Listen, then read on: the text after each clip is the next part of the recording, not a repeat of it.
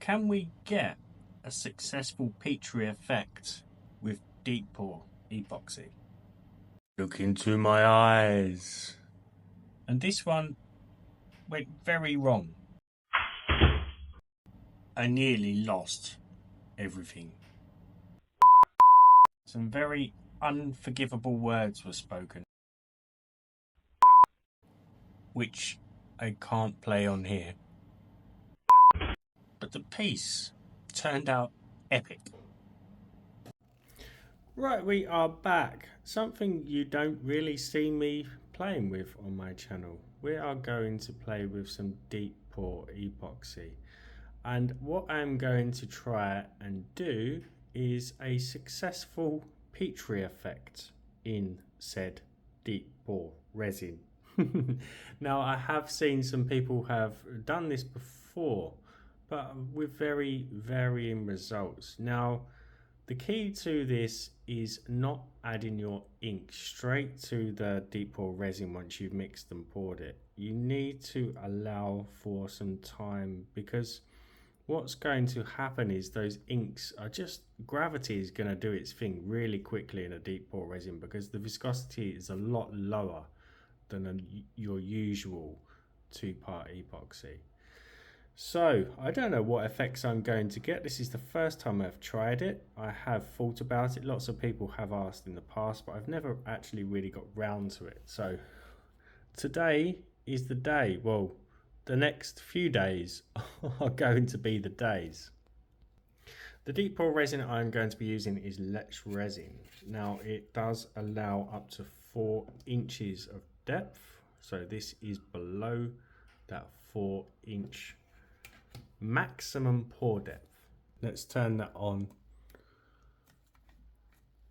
and degas it. I'm only going to run it through 5 minutes and just see. I've got a few bubbles in there still. Let's just give that another couple of minutes, I think. So I just ran that through for another 3 minutes. It's pretty crystal clear now. And then as I'm pouring it, I'm just going to tilt my mould and just pour slowly. So hopefully I'm not introducing more bubbles into the sphere. So there we have it. I'm just going to go around the lip underneath here just to make sure there's no hiding bubbles.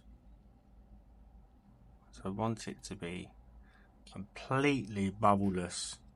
Whether that's going to happen or not, I don't know.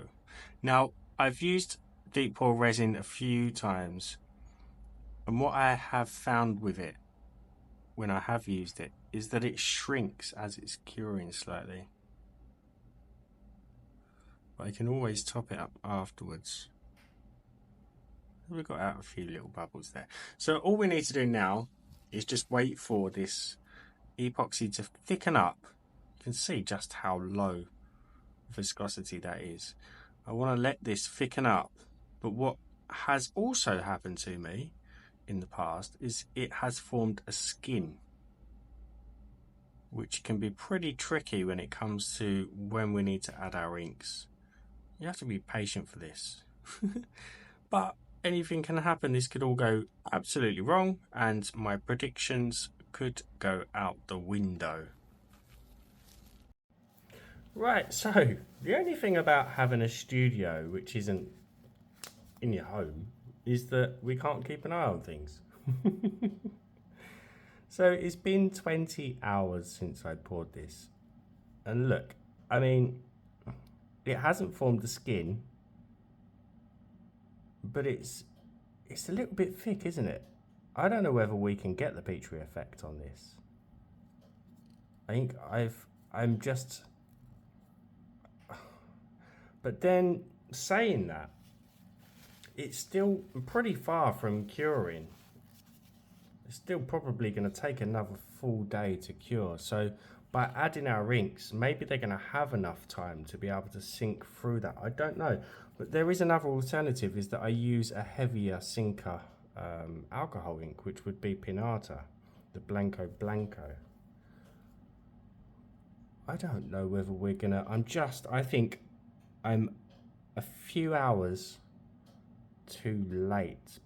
But again, it's tricky to judge because we have still got time for those inks to do something. I'm not even sure this will cut the mark.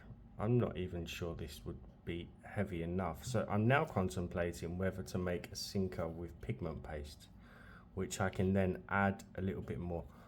I really don't know. So I'm going to go with the pinata and then just judge it. I'm going to watch it for about an hour and just see if I can see if anything's happening. So I'm just sticking with a red and a yellow from the Let's Resin set. Safe colours. Last thing I want is to put in all this work. Look how the inks are just sitting there, aren't they? I really think we're going to have trouble. But if the pinata doesn't seem to work within the next hour, I'm going to have to go in with some heavier pigment paste, I think. We're gonna play it by ear or by sight. Right, let's shake this white up. So if you do this, it's going to depend on the timing, depending on the temperature of your workspace. My temperature is set to 19 degrees Celsius. Oh, that's spreading better. So you may find that it gets to the consistency you want quicker or longer if it's colder. Right, I think I'm just going to layer this a few times to really get things moving. I'm wondering whether I should have put it on a heat mat maybe for a little while to lower the viscosity, but then that could speed things up even quicker. And I don't know whether I'm going to be able to swirl this because it's just too thick. I'm going to introduce a lot of bubbles, so I don't think I'm going to risk it. Let's just keep going until I want that whole surface covered.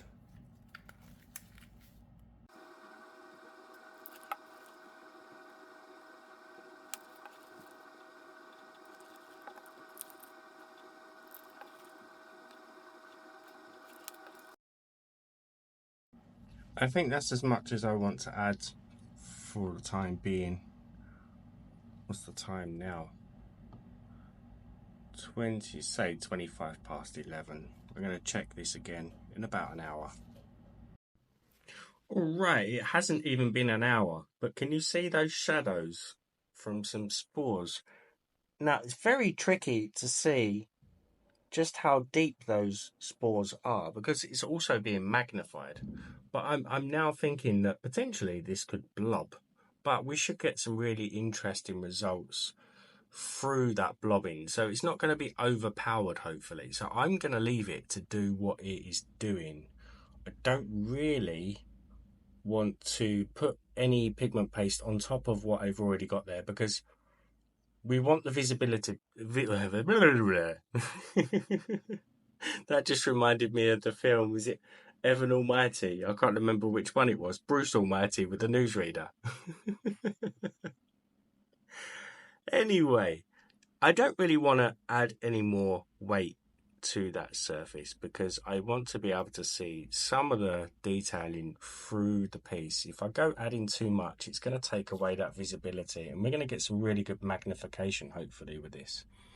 But I can see, I'm not going to be able to show it, you can't really see it on camera, but there's a couple of little gaps or transparent areas through the yellow where I can actually see the sporing is about 1 centimeter below the surface.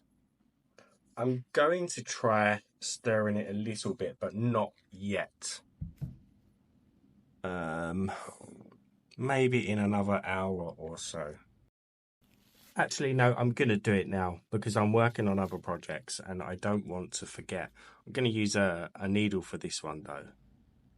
Going to just insert that really slowly. I don't want to introduce any bubbles. I'm not going that deep either. Just try and get some. See, that pinata has already formed quite a bit of a skin on the surface. I really hope I don't get any bubbles. I'm just going to pull that out really slowly. Right, I will see you for the exciting part. So this is where I almost lost everything. My camera arms will not clamp to my desk, so I've had to bodge it with some stirring sticks for now. But I almost lost everything. Luckily, I got to my mold just in time before the resin poured out. I had to be so quick. You do not want to hear what I was saying. Lucky I have CCTV. Okay, we're all cured. Well, I'm going to be pushing my luck here. It has just passed the 48-hour mark. I'm hoping it's hard enough for me to demold without leaving any imperfections. But what I'm going to do is just top up. Like I said, it does shrink a little bit. I'm going to top up this, just a little bit of UV resin and cure that. Again, I'm just not going to go too crazy. So I'm now just going to spray some mold release spray just down the gaps to help me get it out. You can do this in soapy water if you want, if you do try it. Just work that down into the mold. And then hopefully I can get this out without too much of a fight. And see if we've got any really good really Petri effects. I've got my base light out as well just to see it lit up. But oh wow, I've just had a sneak peek through the side window and it's looking pretty crystal clear, guys. Look at what I'm seeing. This is what I'm seeing. There's some crazy Petri spores there. Right. I'm going to give it a quick wipe over. I mean, look at that. The magnification is crazy. You can see those ghostly shapes. Alien, ghostly. Couple of touches. Well, a few touches. I need to get a microfiber cloth. But look at that structure. I can't see one bubble. Not one bubble in there whatsoever. Right, should we get it on the light base and just see how this goes? Look at that. Imagine that in black. That would be stunning. As always, give the video a thumbs up, drop me a comment if you haven't subbed. Help the channel grow, hit that button for me. That is insane. So this is the biggest Petri pour that I've done, I think. And we've got some really cool effects. So what happens,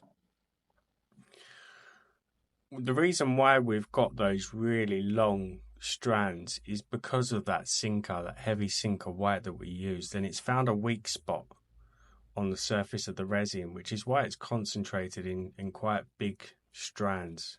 So once it's found that weak spot, the inks will kind of go along with it and just keep channeling through. But I really couldn't have asked for better. I really don't even mind that it's touched. If I'd have waited a little bit longer or used a little bit less white sinker, I could have stopped those, but I don't mind it. They're really cool. Looks organic. And there it is on that light base.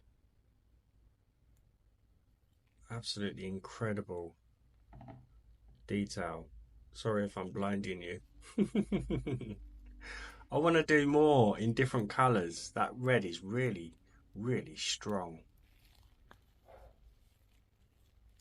Look at that. That is something else. Look at all this dust.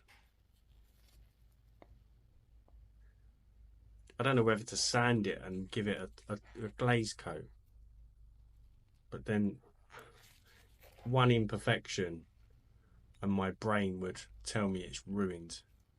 Right, anyway, actually before I go, this one is on the colour changing base, which works even better. So it's not overpowered with that red, it just phases through the different colours. I prefer this base than the one that I just showed. And here it is in complete darkness. That blue is crazy, the way it goes into the green.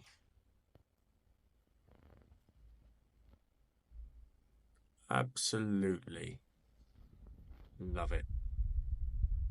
Right, anyway, I hope you enjoyed that one. I will see you for the next one. Whoa, don't fall over. There we go. Bye for now.